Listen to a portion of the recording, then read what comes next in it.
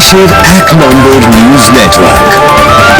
আর আপনারা দেখছেন TV9 বাংলা, প্রথম থেকেই প্রথমে।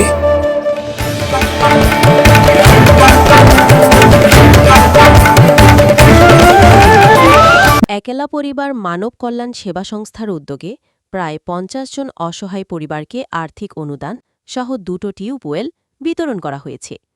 সিরাজগঞ্জ থেকে ফারুক আহমেদ জানাচ্ছেন, এই উদ্যোগের পিছনে রয়েছেন রবিউল ইসলাম, যিনি নিঃস্বার্থভাবে কাজ করে চলেছেন।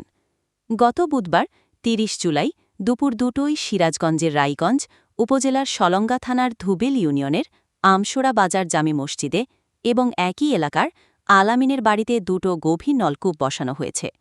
সেই সঙ্গে ৫০ জন অসহায় পরিবারকে ৫০০ টাকা করে নগদ আর্থিক সাহায্য দেওয়া হয়েছে।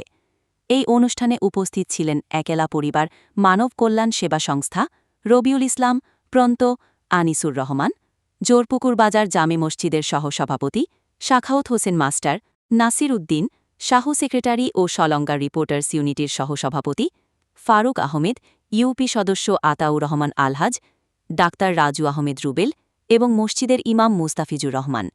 একলা পরিবার মানব কল্যাণ সেবা সংস্থার সভাপতি রবিউল ইসলাম বলেছেন, তাদের সবসময় মানবতার সেবায় কাজ করছে।